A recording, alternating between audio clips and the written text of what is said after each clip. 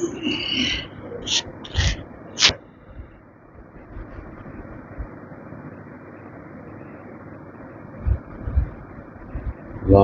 حول ولا قوة إلا بالله العلي العظيم. أعوذ بالله من الشيطان اللعين الرجيم. بسم الله الرحمن الرحيم. الحمد لله الذي هدانا لهذا وما كنا لنهتدي لولا أن هدانا الله. لقد جاءت رسل ربنا بالحق. الصلاة والسلام على سيد المرسلين خاتم النبيين مولانا أبي القاسم محمد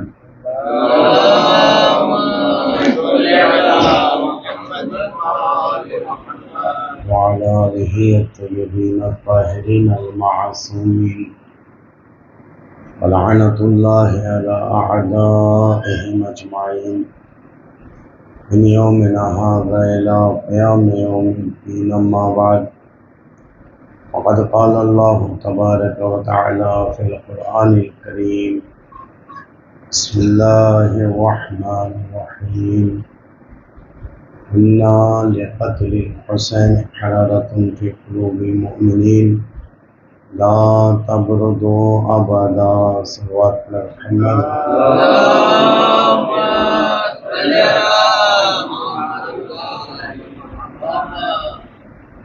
ارشاد رسول اکرم ہے: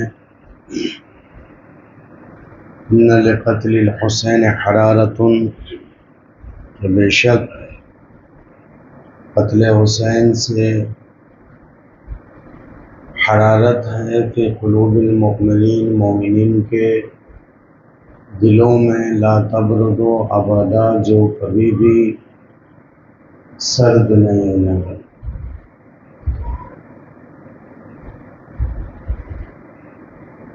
پیغام کربلا اور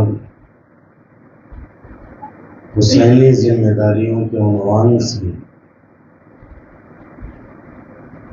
جس بحث کا ہم نے آغاز کیا تھا، آج وہ اپنے آخری مرحلے میں داخل ہو رہی.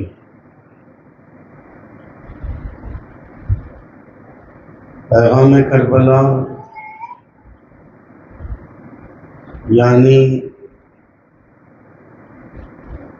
وہ میسج، وہ پیغام جو کربلا سے ہمیں ملتا ہے،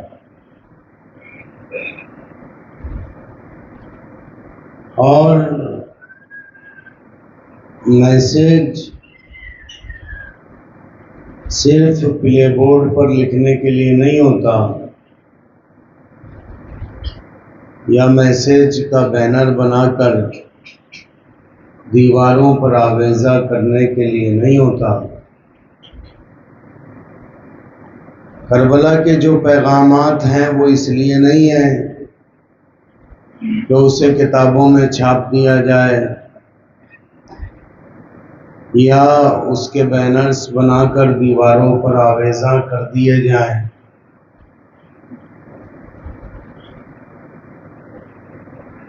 میسج آف کربلا اس لیے ہے کہ اسے اپنی زندگی میں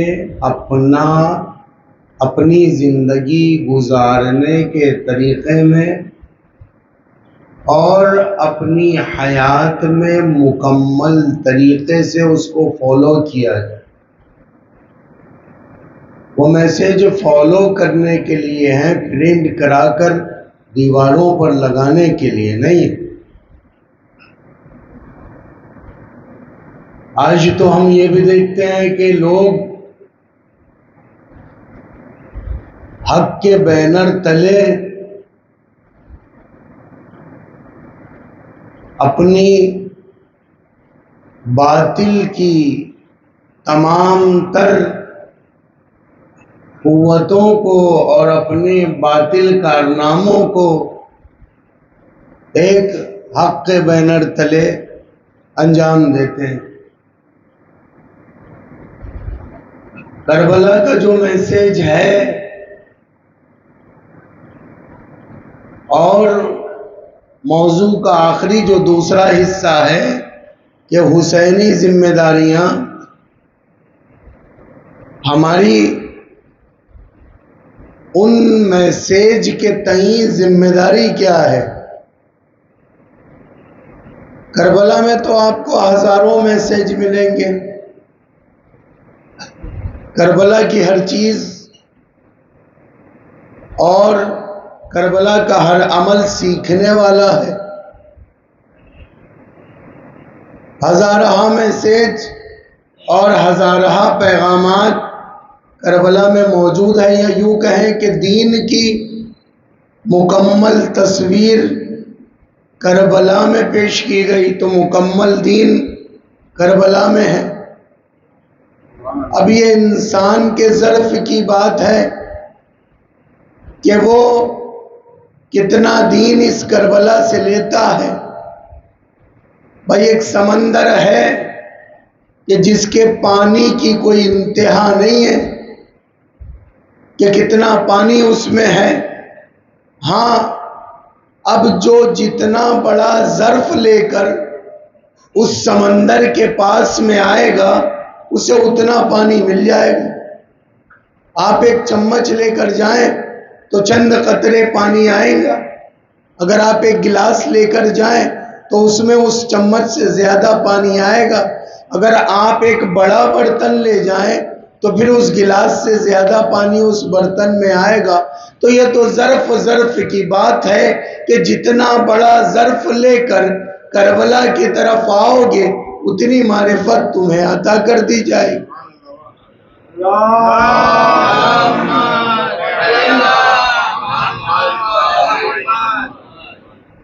تو کربلا معرفت کا سمندر ہے، اب تم کتنا بڑا ظرف لے کر آ رہے ہو۔ کربلا کی طرف کچھ ایسے افراد بھی آئے کہ جنہیں اصل کربلا سے تکلیف ہے۔ اب جنہیں اصل کربلا سے چڑ ہے، امام علی مقام سے بغض ہے، حسین سے بغض ہے، وہ لوگ بھی آئے کربلا کی طرف، تو کیا انہیں بھی کربلا کی معرفت کا پانی ملے گا؟ نہیں، یہ بغض میں آئے تھے،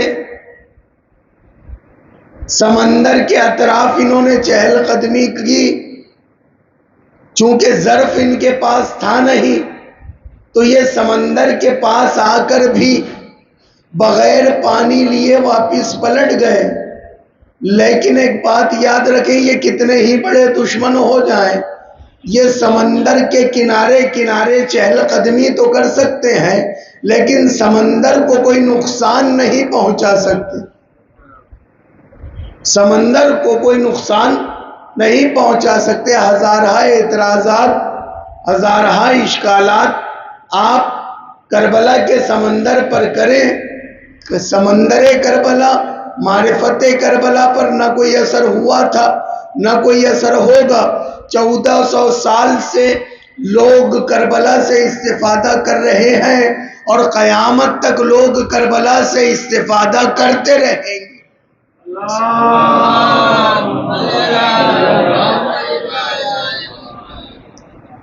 تو کربلا معرفت کا ایک ایسا سمندر ہے،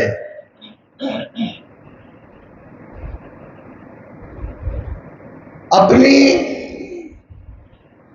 عام زندگی میں جو ہم کربلا کی جنگ کے لیے ایک عنوان کا انتخاب کرتے ہیں، وہ عنوان ہم یہ دیتے ہیں کربلا کو کہ کربلا حق و باطل کی جنگ تھی، کربلا حق و باطل کی جنگ تھی، اور چونکہ کربلا سے ہمیں پیغام لینا ہے، کربلا سے ہمیں سبق لینا ہے، تو ہمیں سمجھنا ہوگا کہ حق کسے کہتے ہیں اور باطل کسے کہتے ہیں۔ کربلا میں جب دو افراد کسی معرکے میں آمنے سامنے آتے ہیں تو دونوں گروہ یہ سمجھتے ہیں کہ ہم حق پر ہیں، دونوں گروہ، وہ گروہ بھی کہتا ہے کہ ہم حق پر ہیں، یہ گروہ بھی کہتا ہے کہ ہم حق پر ہیں۔ کوئی گروہ اس لیے لڑنے نہیں آتا کہ وہ یہ سمجھتا ہے کہ میں باطل پر ہوں۔ بھئی وہ اگر یہ سمجھ لے کہ میں باطل پر ہوں تو لڑنے ہی کیوں آئے گا، مقابل میں ہی کیوں آئے گا؟ وہ اپنے آپ کو حق پر سمجھتا ہے، وہ اپنے آپ کو حق پر سمجھتا ہے، اس لیے وہ آتا ہے۔ کربلا میں بھی جو یزیدی امام علی مقام کے مقابل آئے ہیں، کیا انہیں یہ خبر تھی کہ وہ باطل پر ہیں؟ کیا انہیں معلوم تھا کہ وہ باطل پر ہیں؟ نہیں، وہ تو یہ سمجھ رہے تھے کہ ہم حق پر ہیں، تبھی تو آئے تھے۔ اگر انہیں یہ خبر ہو جاتی کہ وہ باطل پر ہیں تو انسان باطل کے لیے اپنی جان کا نذرانہ پیش نہیں کرتا، اپنی جان خطرے میں نہیں ڈالتا۔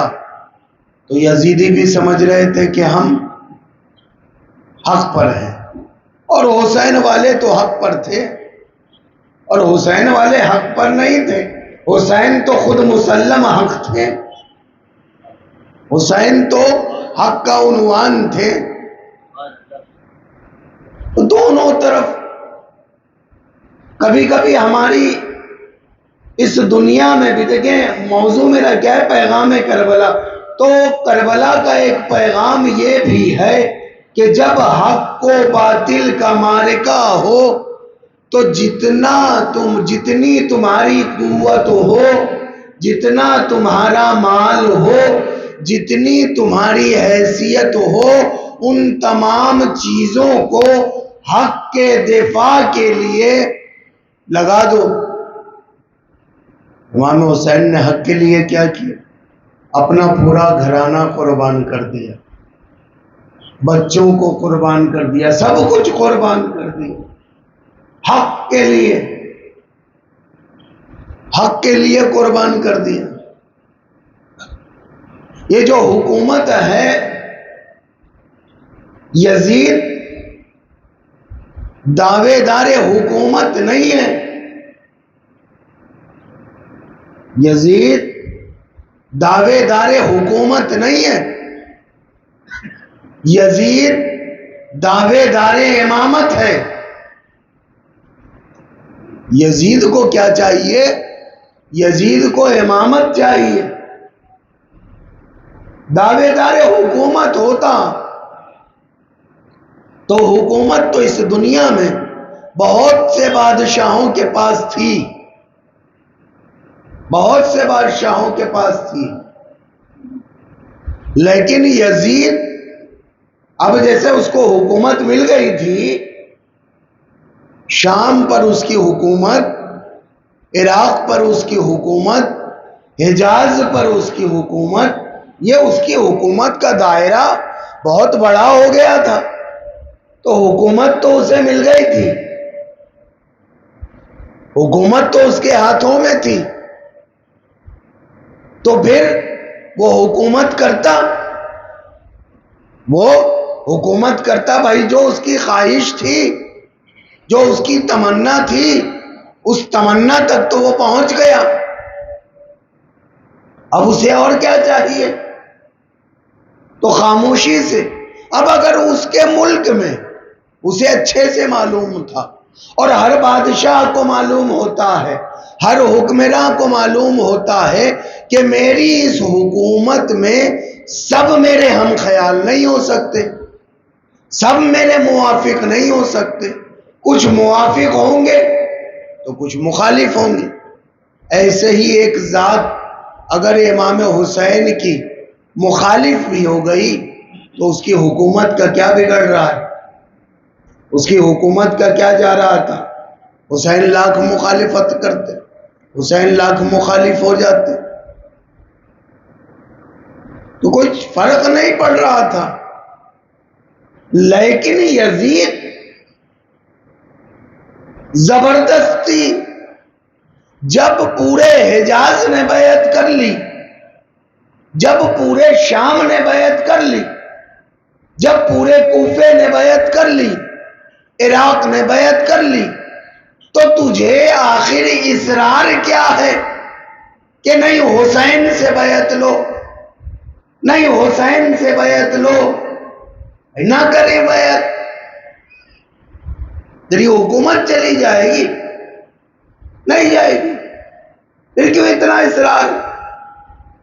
اور تو نے اصرار کر کے کربلا برپا کر دی، اپنے آپ کو تا قیامت لعنتی و جہنمی بنا ڈالا،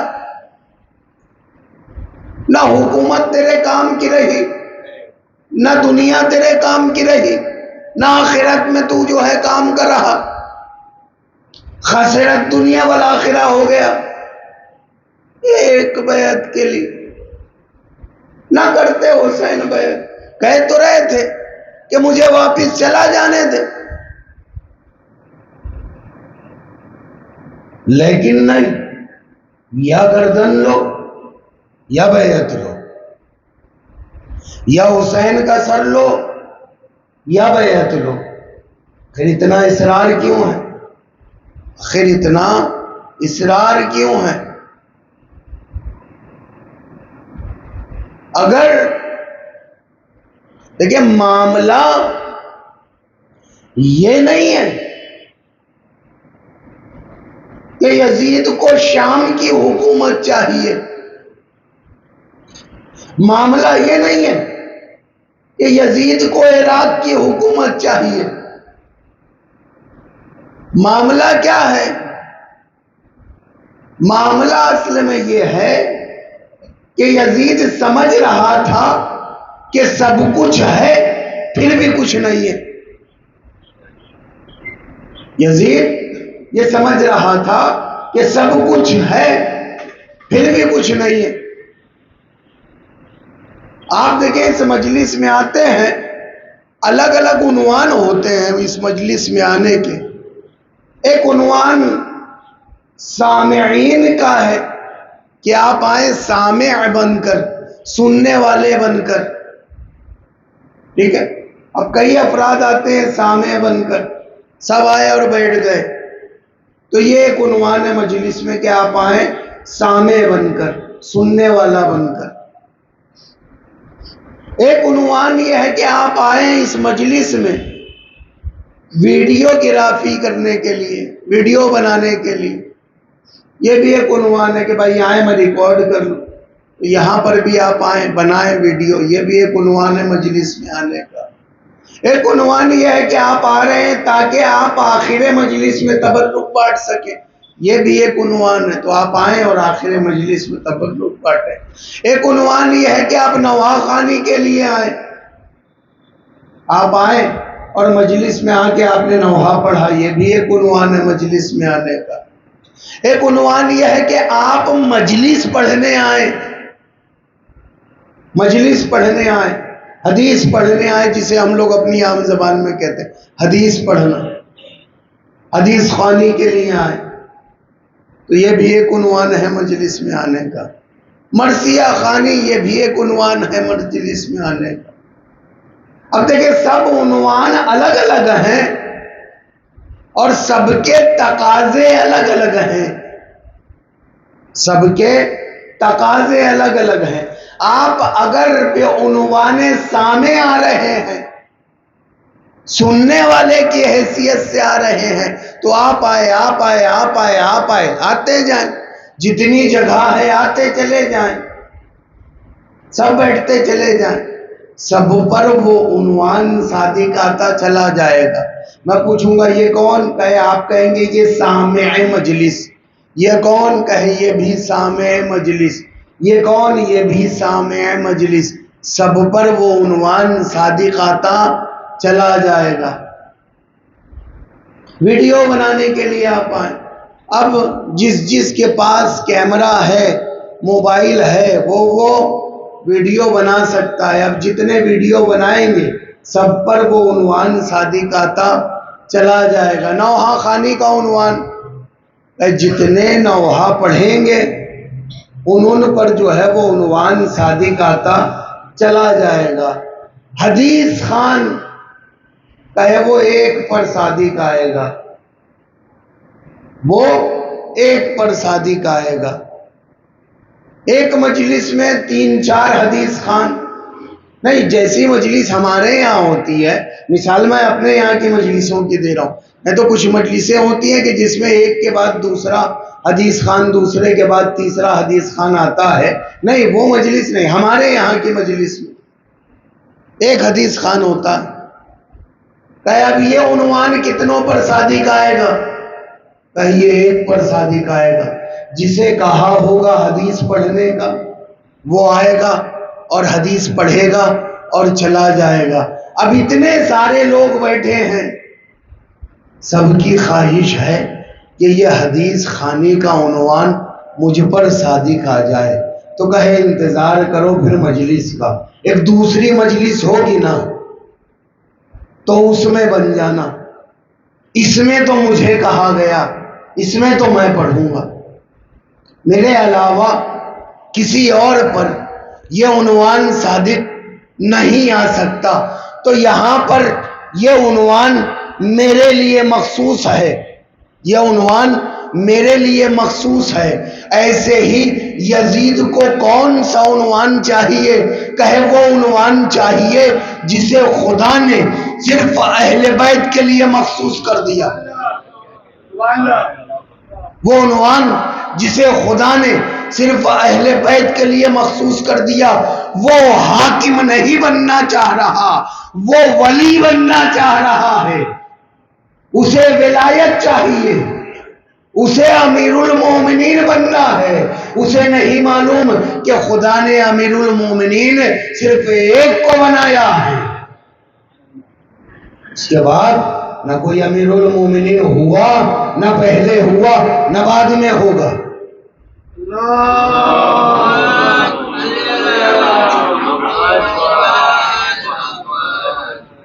اسے ولایت چاہیے، اور اسے پتا ہے کیوں اصرار کر رہا ہے بیعت کا، کہ جس کے پاس جو چیز ہوتی ہے اسی سے تو آپ لیں گے۔ بھائی اگر میرے پاس یہ مائک ہے اور آپ کو یہ چاہیے تو آپ کس سے لیں گے؟ ان صاحب سے کہیں گے مائک دے دو، تو وہ صاحب کیا کہیں گے؟ میرے پاس کا، جس کے پاس ہے اس سے جا کے لو۔ تو اس نے سب سے بیعت لے لی، لیکن اسے جو چاہیے تھا وہ حسین کے پاس تھا، کہ جب تک حسین اسے وہ نہ دیتے وہ اس کا مالک نہ بن پاتا۔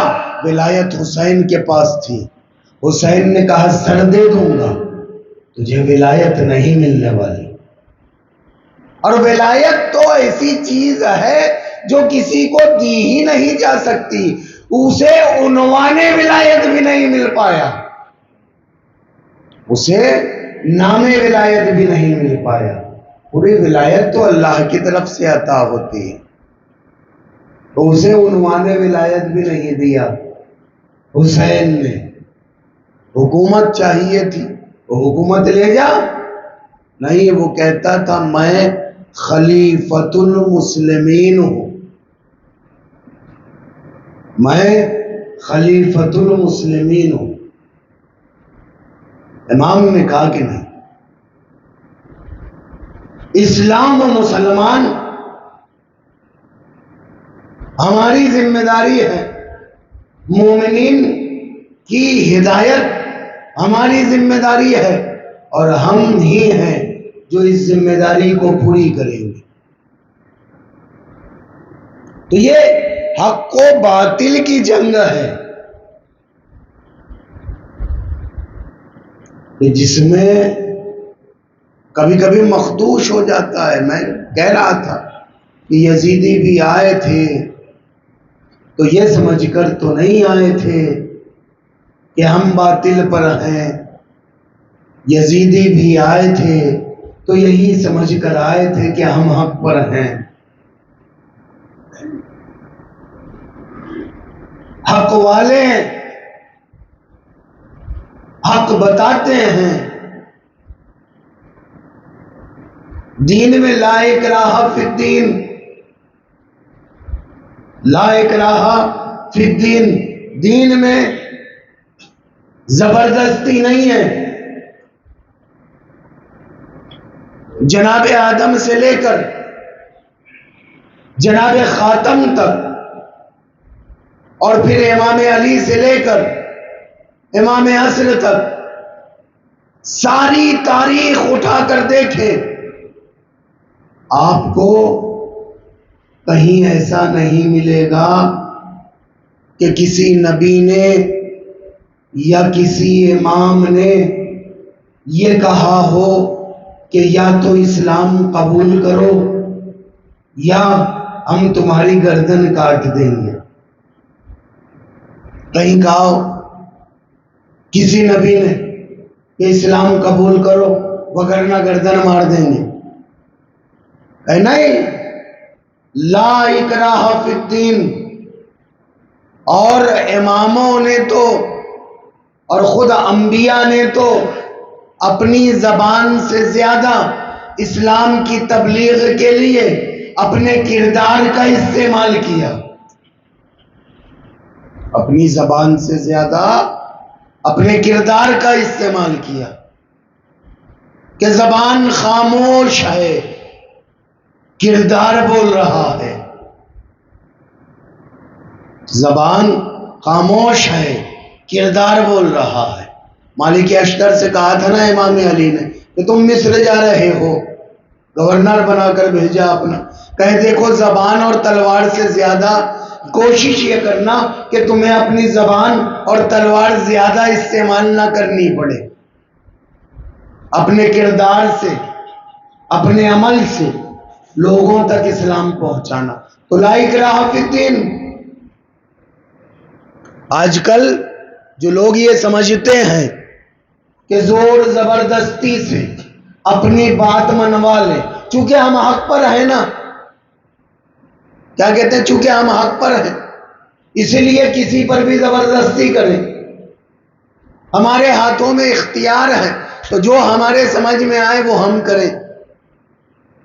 ہمیں اپنی سمجھ کے اعتبار سے اپنے کاموں کو کرنا ہے. نہیں اللہ کے بندے، تجھے اپنی سمجھ سے اپنے کاموں کو نہیں کرنا ہے، تجھے شریعت کی روشنی میں اپنے کاموں کو کرنا ہے.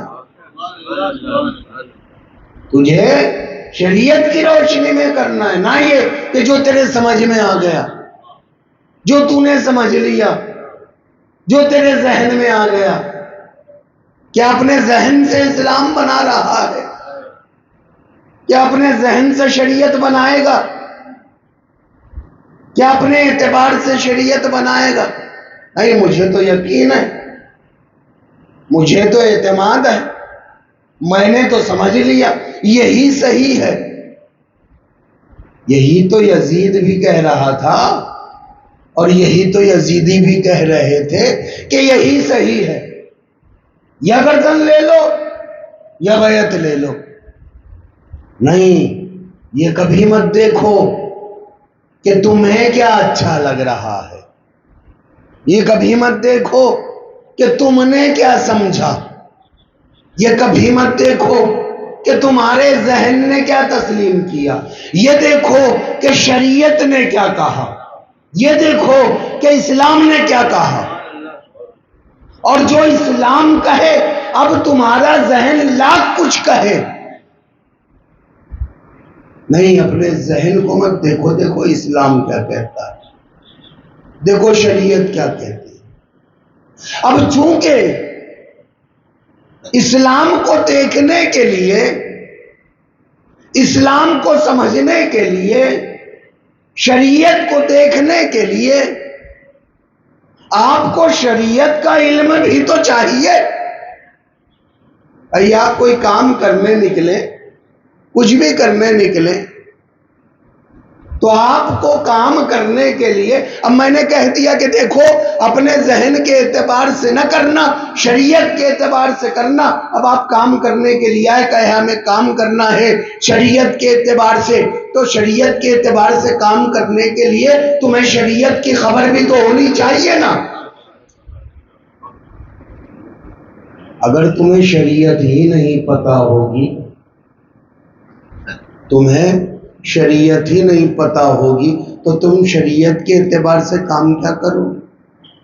وہ قاضی شرح جو بیٹھا ہوا ہے، جس نے امام حسین کے قتل کا فتویٰ دیا، جس نے امام حسین کے قتل کا کیا دیا؟ فتویٰ۔ فتویٰ شریعت سے تعلق رکھتا ہے نا، کہ دنیا داری سے؟ دین سے تعلق رکھتا ہے نا کہ دنیا داری سے؟ کہے دین سے تعلق رکھتا ہے فتویٰ۔ دیکھو جب شریعت کا پتہ نہیں ہوتا نا، اور پھر آدمی شریعت کے حساب سے کام کرنے پڑتا ہے، تو قاضی شرح کے جیسے کام کرتا ہے۔ قاضی شرح کو دین کا پتہ نہیں تھا، قاضی شرح کو شریعت کی خبر نہیں تھی، اور وہ شریعت کے اعتبار سے کام کرنا چاہتا تھا۔ تو جب آگے بڑھ کے کام کیا نا، تو اتنا عجیب و غریب کام اس نے کر دیا کہ امام حسین کے قتل کا فتویٰ صادر کر دیا۔ یا حسین کا قتل واجب۔ تو اگر شریعت کا پتہ نہیں ہے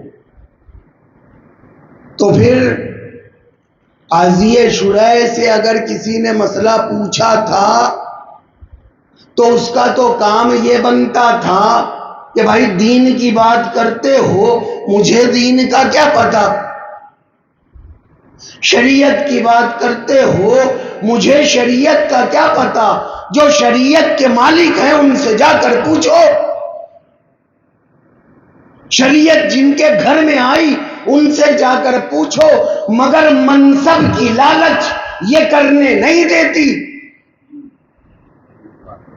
اقتدار کی لالچ یہ کرنے نہیں دیتی۔ قاضی شرح کو پتا تھا کہ مجھے شریعت کے شین سے بھی واقفیت نہیں ہے، مگر لوگ مجھے مولانا کہہ رہے ہیں، لوگ مجھے مفتی کہہ رہے ہیں، لوگ مجھے فتوی باز کہہ رہے ہیں، تو پھر برائی کیا ہے؟ میں بھی بن جاتا ہوں، میں بھی مفتی بن جاتا ہوں۔ تو وہ بنا ہوا مفتی منصب کی لالچ تھی۔ اگر واقعاً یہ منصب کی لالچ اسے نہ ہوتی تو اس کی آخرت تو بہرحال بچ سکتی تھی، مگر اس منصب کی لالچ میں اس نے فتویٰ دے دیا قاضی شرح نے امام کے قتل کا۔ تو شریعت کے اعتبار سے اپنے فعل کو کرو، نہ کہ اپنے اعتبار سے کرو، اور شریعت کے اعتبار سے فعل کو انجام دینے کے لیے صاحب شریعت سے پوچھو کہ شریعت کیا ہے، شریعت کیا کہتی ہے۔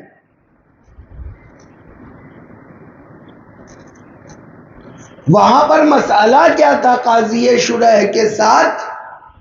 یہ جو قاضی شرح تھا اس کے ساتھ مسئلہ کیا تھا کہ وہ سمجھ رہا تھا، وہ سمجھ رہا تھا کہ صاحب شریعت کون ہے، دین کہاں آیا، اسلام کہاں آیا، اسلام کو کس نے بتایا، اور کس کا حق ہے صاحب شریعت ہونے کا، یہ سب اسے سمجھ رہا تھا۔ لیکن یزید کے ساتھ مل کر اس نے امام عالی مقام پر ہی الزام رکھ دیا کہ یہ حاکم وقت کے خلاف ہو گئے، انہوں نے حاکم وقت کی بغاوت کی۔ آج کے زمانے میں ہم کہتے ہیں امام حاضر نہیں ہے تو مراجع کی طرف رجوع کرو،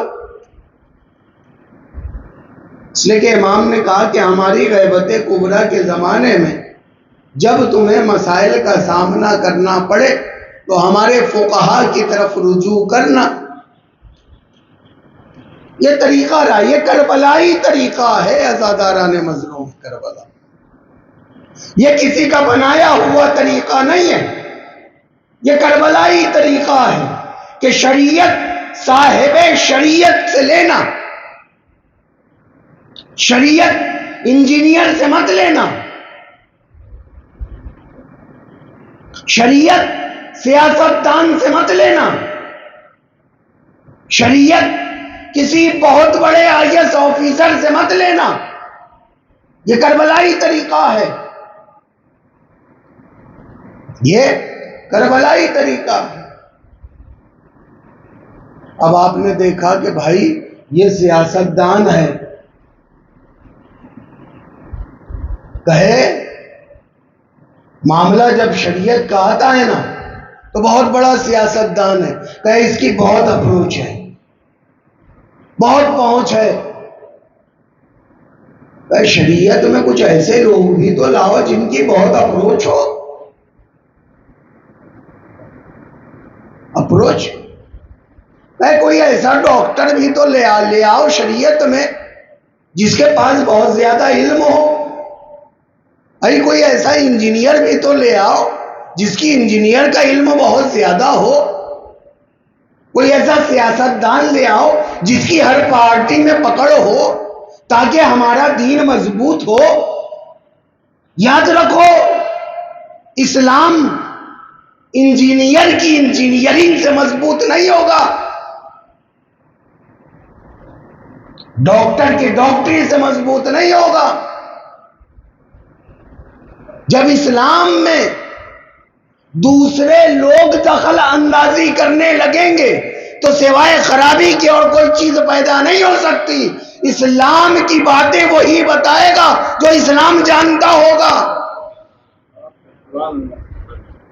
جو اسلام جانتا ہوگا۔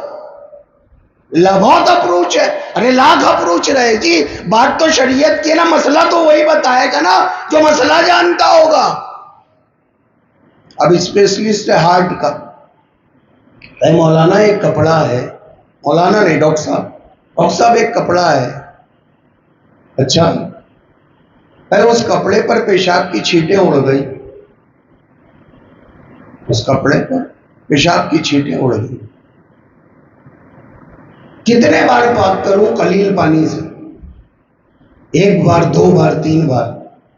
ڈاکٹر صاحب کہیں گے کہ اگر ہارٹ میں کوئی پرابلم ہو نا، ہارٹ بیٹ زیادہ ہو، بی پی زیادہ ہو، کولیسٹرول زیادہ ہو تو کہیں میرے پاس آنا، میں بتا دوں گا، میں بتا دوں گا۔ لیکن یہ جو کپڑے پر تیرے پیشاب کی چند نجس بوندیں اڑ گئی ہیں، اگر اس کے بارے میں معلوم کرنا ہے تو ان کے پاس جاؤ جو فقہ کے احکامات سے آشنائی رکھتے ہو، میرے پاس مت آؤ۔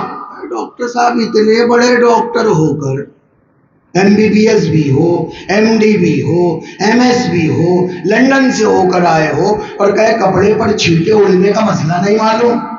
مجھے معلوم ہے جو میری لائن کی چیز ہے، اس کے بارے میں مجھے سب پتا ہے، یہ جس کا کام ہے اس سے کرواؤ، جس سے کام ہے جس کا کام ہے اس سے کرواؤ۔ کسی عالم کے پاس جا کر ایک کروسین کی ٹیبلٹ لکھواتے ہو کبھی ہمارے پاس آ کر کہ مولانا بخار آ گیا کچھ لکھ دو،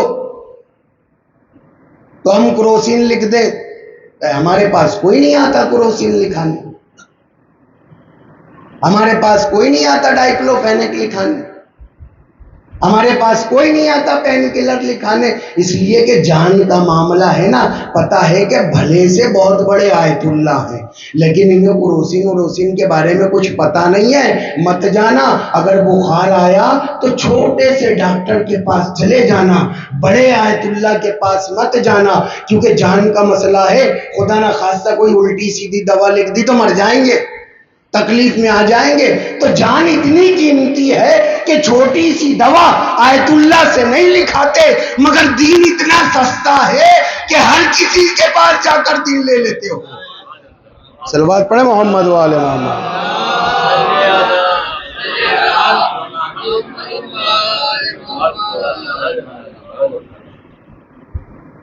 ابھی گوشت کی دکان بن کر کے آ رہا ہے، ابھی گوشت کی دکان بن کر کے آ رہا ہے۔ میں کسی صنف یا کسی صنعت یا حرفے کو نیچا نہیں دکھا رہا، سب اپنی جگہ پر مسلم ہے، سب کی ایک فضیلت، ایک مثال دے رہا ہوں کہ ابھی جو ہے وہ بال کاٹ کے آ رہا ہے، ابھی بال کاٹ کے آیا ہے، ابھی گوشت کی دکان بن کر کے آیا ہے۔ واپسی میں کسی نے پوچھا کوئی شریعت کی بات، کوئی مسئلے کی بات، تو یہ نہیں کہتا کہ میرا کام بال کاٹنے کا ہے، میرا کام گوشت کاٹنے کا ہے، کھڑا ہو جاتا ہے، دھڑا دھڑ شریعت بیان کرتا ہے، دھڑا دھڑ شریعت بیان کرتا ہے۔ شریعت کیا تمہارے گھر کی ہے یا تم اس کے مالک ہو؟ یا اتنی سستی ہو گئی شریعت کہ کوئی بھی نائی، کوئی بھی کسائی بیان کرے، کوئی بھی نائی، کوئی بھی کسائی بیان کرے؟ یا یہ شریعت وہ شریعت ہے جس کے لیے حسین نے اپنی گردن دے دی؟ یا یہ شریعت وہ شریعت ہے جس کے لیے علی اکبر نے اپنی جوانی دے دی؟ جس شریعت کے لیے علی اکبر اپنی جوانی دے دے، آج اس شریعت کو کوئی بھی ہر کس و ناکس آ کر بیان کرے؟ نہیں۔ رضاکاران مظلوم کربلا، شریعت کی اہمیت کو سمجھو، صاحب شریعت سے لو۔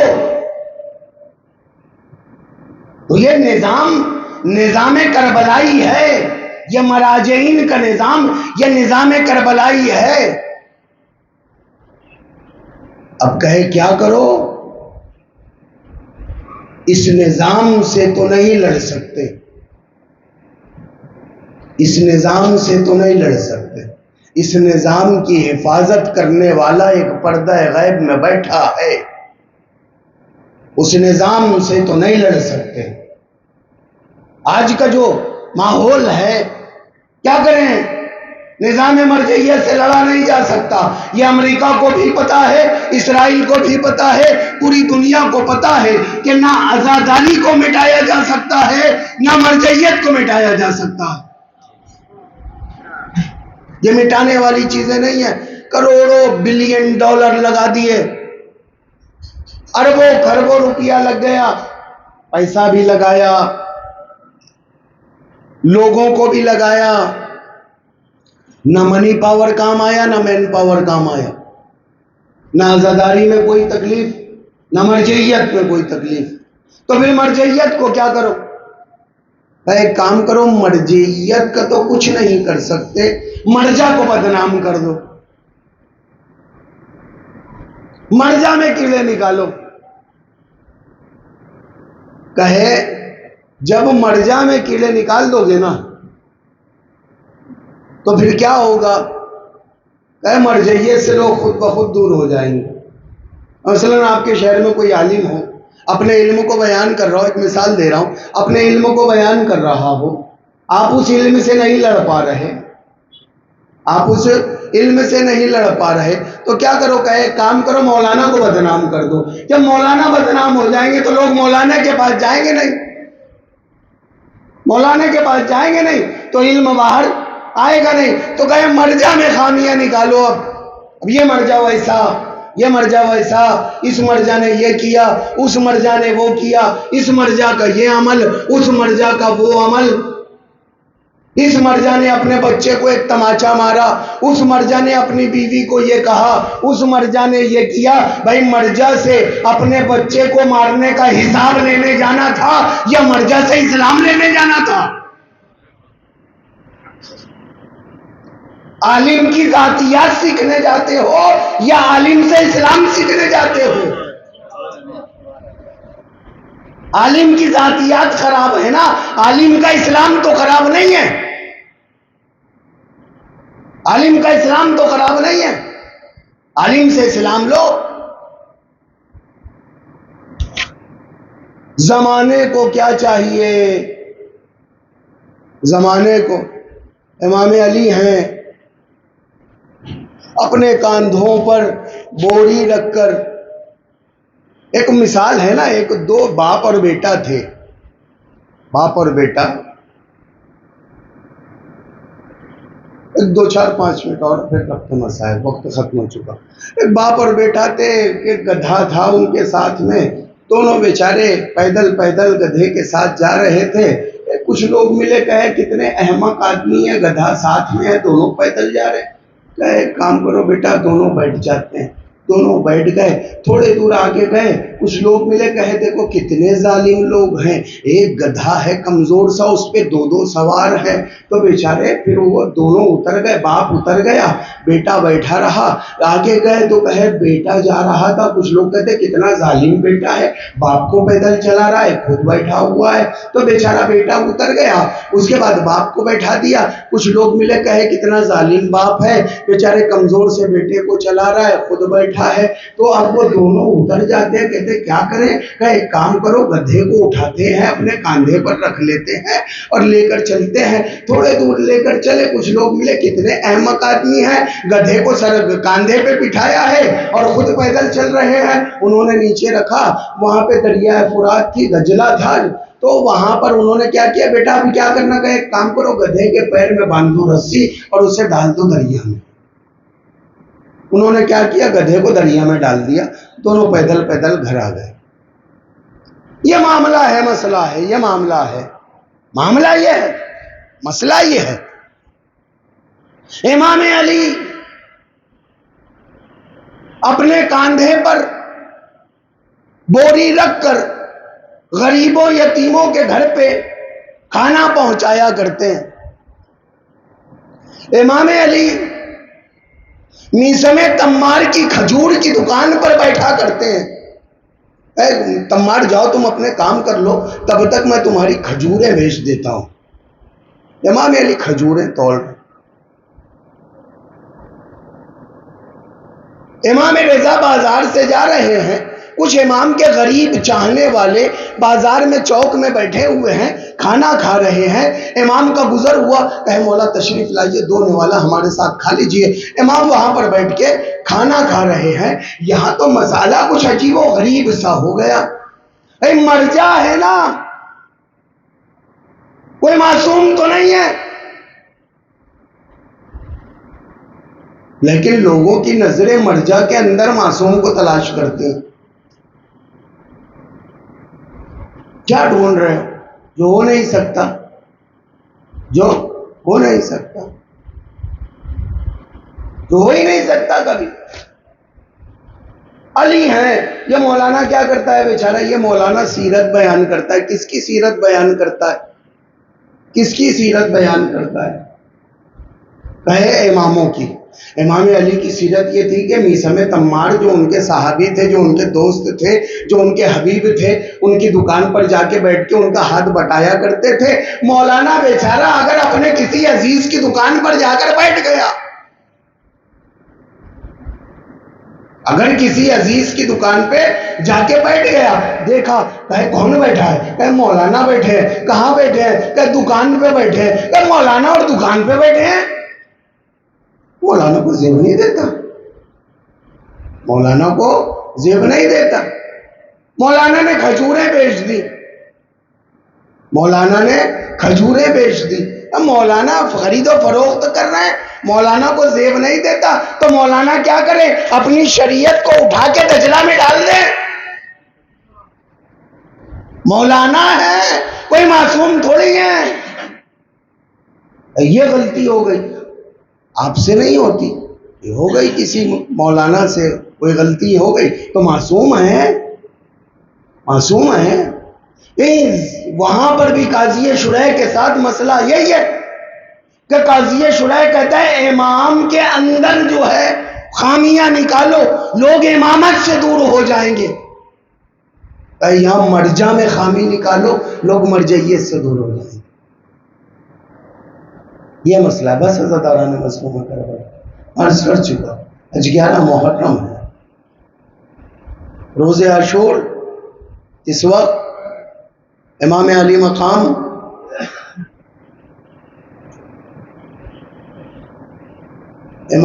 مقام آخری رخصت کے لیے آئے۔ جناب فضہ سے کہا، فضہ